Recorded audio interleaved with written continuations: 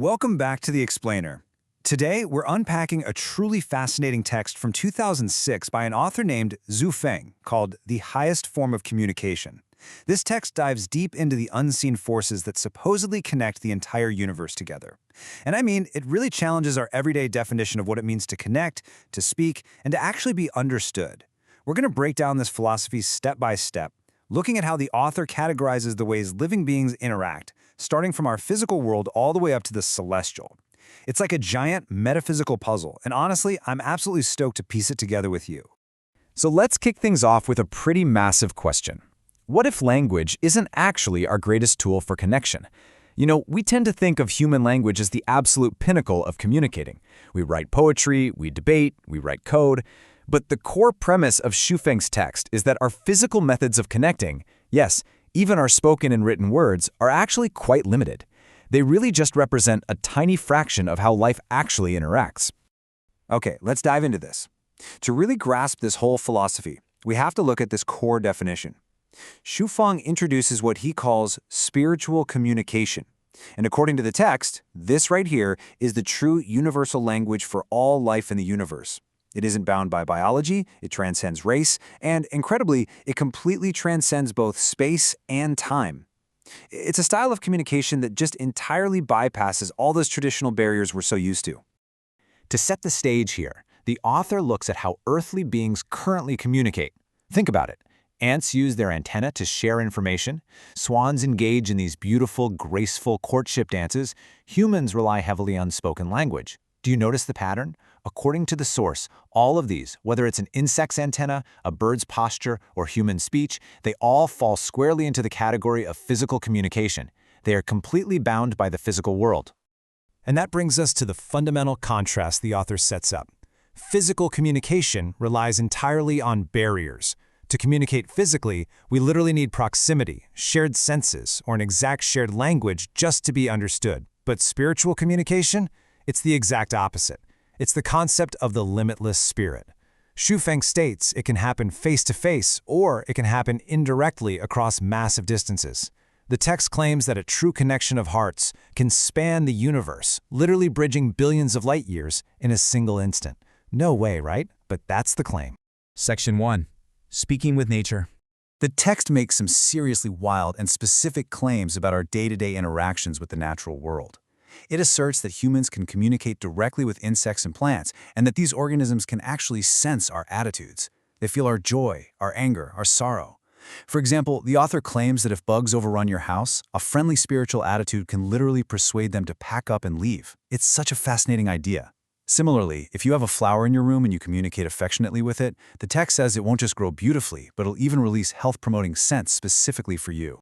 And this brilliantly illustrates the broader philosophy at play here. Zhu Feng writes, in a thriving natural environment, even a bee or a blade of grass can play a significant role at a crucial moment. The source posits that if you treat the sun, the moon, the mountains, and the rivers with genuine kindness, nature responds with absolute perfection. By expressing love through spiritual communication, the text claims you are literally protected by those plants and animals. It creates this environment of literal safety where no misfortune can even occur. Moving right along to Section 2, the energy of human connection. So the author introduces this idea that every single human being possesses an invisible, rotating, physiological field made of energy and light. And according to the text, this field completely dictates our connections. Have you ever wondered how two people who don't even speak the same language can feel a sudden, intense bond? Well, the text argues that mutual affection creates a powerful attraction and integration force within this energy field, completely bypassing the need for words.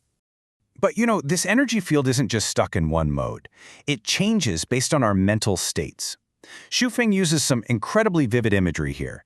He states that if you could somehow observe the energy field between two people who are arguing and in a state of hatred, it would look like volcanic eruptions, just completely shrouded in black smoke. It's a chaotic, highly destructive visual representation of negative communication. Now contrast that chaotic mess with the state of love.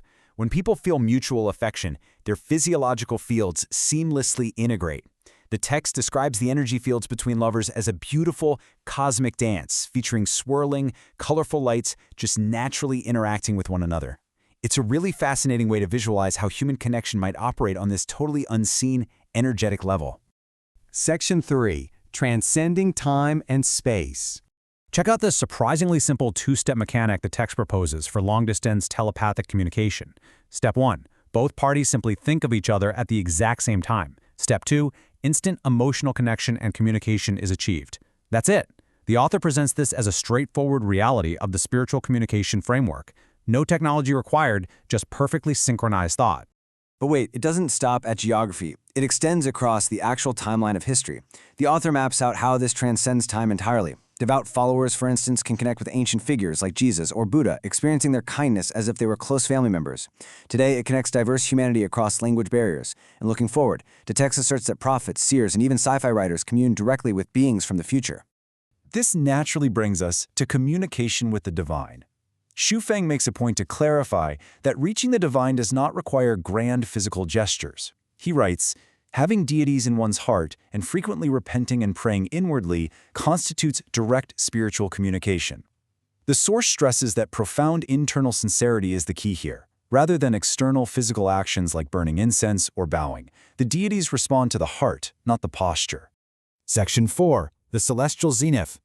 To really get this peak concept, we've got to set the scene. The author claims to have undertaken a journey through what he calls the Three Realms Transit Continent. And during this journey, he states he observed a celestial realm known as the 10,000-year world, which is populated by incredibly handsome and beautiful immortals. This highly mystical realm basically sets the stage for his ultimate revelation about connection. Here is where the text makes a really striking comparison. On Earth, as we know, physical intimacy requires bodies and physical contact. But in this celestial realm, the author reveals what he calls a secret, spiritual lovemaking. For these celestial beings, intimacy requires absolutely zero physical contact. Instead, it relies entirely on unseen energetic interaction, the blending of their magnetic fields. Now, what's really interesting about this slide is how vividly the author describes this dynamic. He writes, "You would see a wonderful display of interaction between two magnetic fields, truly intoxicating and enchanting." According to the source, this is how immortals achieve ultimate intimacy. It's not through the flesh at all, but through an incredibly profound, energetic spiritual exchange. The text frames this celestial practice of spiritual lovemaking as the absolute zenith, the absolute peak of Xu entire philosophical framework on communication. It's presented as the purest, most undiluted expression of two beings connecting, completely free from the constraints of having a physical form. All right, bringing it all back home. Section 5. The universal takeaway. If there is just one huge, overarching takeaway to distill from all of this, it's this. Love is the most perfect form of spiritual communication. The author argues that linguistic communication is totally secondary. Whether you're trying to persuade a bug to leave your kitchen, connecting with a lover across the globe, reaching out to ancient prophets, or communing with the divine, the universal key that unlocks true understanding is love. It's the consciousness, the soul, connecting through genuine affection. And that leaves us with one final, pretty provocative question based on the author's closing thoughts. Xu actually ends his text with a plea for readers to experiment with this in their actual daily lives. He wants you to slowly understand and experience it yourself. So how will you use the universal language today? Will you try projecting a friendly attitude toward nature? Or maybe focus on the energy you bring into a conversation instead of just the words you're saying? It's a wildly fascinating framework to consider, and hopefully this explainer gave you a really clear view of this unique philosophy. Thank you so much for learning with me today.